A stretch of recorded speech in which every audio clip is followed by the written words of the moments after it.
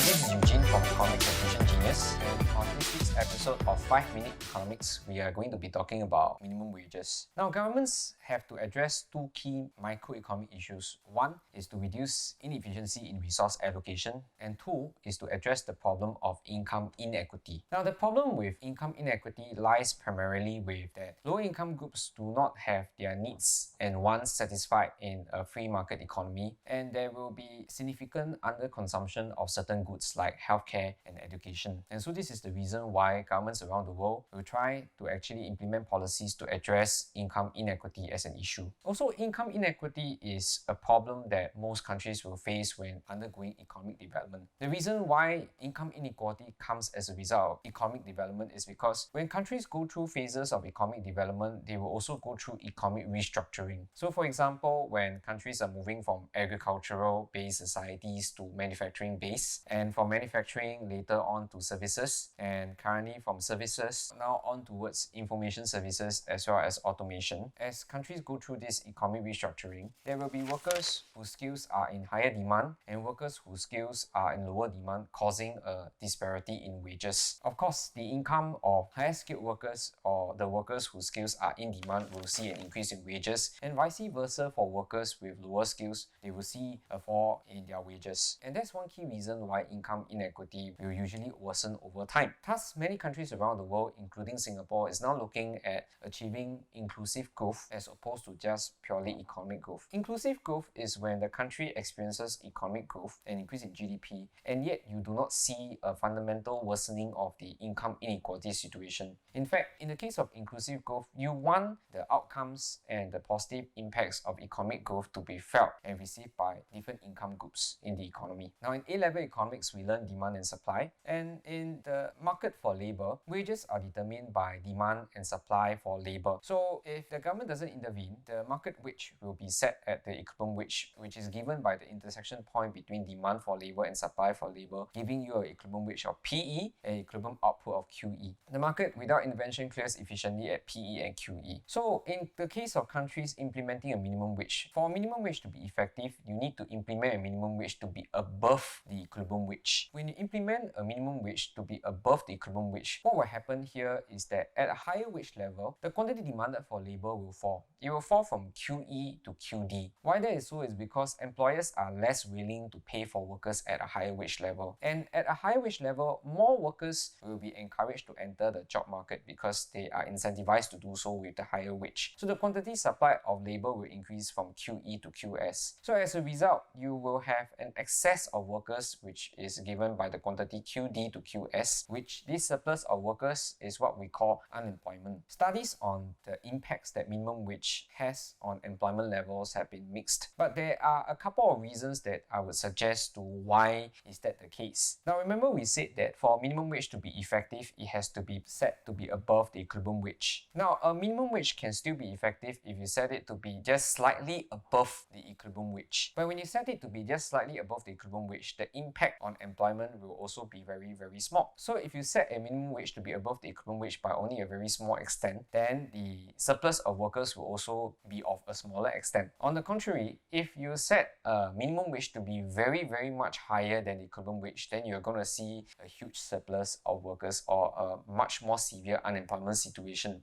So it could be possible that in countries where you see that there are little impacts on unemployment, it could be due to the possibility that the minimum wage is only set slightly above the equivalent wage. And in countries where there are significant impacts on unemployment, it might be due to the possibility that your minimum wage is set to be very, very much above the equivalent wage. But what is certain is that your minimum wage will cause an increase in the cost of production. So an increase in the cost of production will lead to firms passing on these higher costs back to consumers in terms of higher prices. Now, how much of these higher costs will the firm pass on in terms of higher prices will depend on two things. Number one, does the firm actually have the market power to actually increase prices? And number two, whether labor cost takes up a large proportion of the total cost of production. Now, in some cases, the increase in prices might be quite significant depending from industry to industry. Another possible impact of the minimum wage policy is that minimum wages will likely encourage automation to occur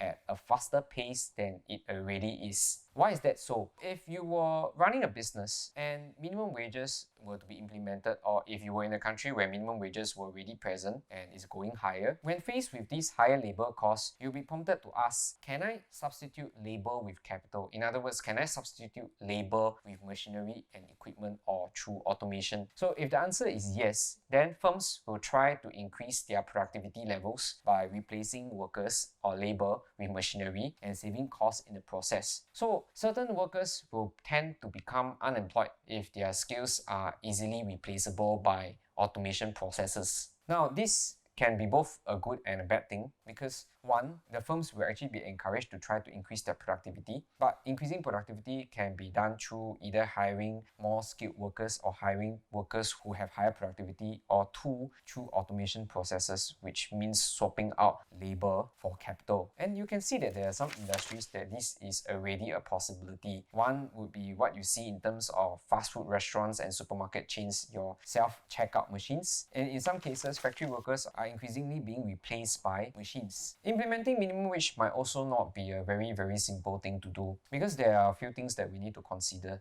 Now, first thing to consider is that, do you implement minimum wage as this, whereby the lowest paying full-time job, for example, let's give a number to it, $1,600 a month. Would the lowest paying job in the country be pegged at $1,600 a month? But how do you peg this $1,600 a month? So do you peg it to a certain number of hours? If so, what would be the certain number of hours? Or you can try to look at in terms of per hourly basis. If we assume that the average number of working hours in a day is 8 hours and you work on a 5-day work week, that will make 40 hours a week, 160 hours per month. So do you peg minimum wage based on an hourly basis, or do you peg minimum wage based on a monthly basis? And the next question is, do you implement minimum wage across the board? Meaning to say, do you implement minimum wage across all industries? If you have export-facing industries which production goes up because of a minimum wage, then would your exports become less competitive? But yet, there is also a positive upside to it, which is that your firms locally are forced to produce higher value products. Also, do you implement minimum wages across all age groups? If you implement minimum wages across all age groups, then is it a possibility that your older workers might end up being marginalized by your casual, younger workers seeking part-time employment? And lastly, do you also implement minimum wages across the board in terms of nationality? So do you implement the minimum wage only for local workers, or do you implement minimum wages for foreign workers? So these are some questions that we have to think about whether we should implement minimum wages. We have to look at the potential trade-offs and issues associated with implementing a minimum wage, and it may not be as easy as it looks like. Now, in conclusion, what I will say about minimum wage is a policy tool, and with each policy tool, it comes with its respective set of trade-offs and consequences. Now, we can look at minimum wage as a potential policy tool in terms of solving income inequality. But let's look at the problems actually associated with income inequality that you are trying to improve. You want to improve access to education. You want to improve access to healthcare. You want to improve access to housing. You want to improve social mobility. These are issues that come with the problem of income inequality. So if we want to actually solve this problem, we have to look at what are the best set of tools associated with addressing these problems instead of being fixated with one single policy tool, which is in this case minimum wage. Of course, if we end up driving more debate on how we can best address the problems, that would be a good starting point, but we should not just be obsessed at one single policy tool. And that's it for today's episode of 5-Minute Economics. We'll see you on the next one.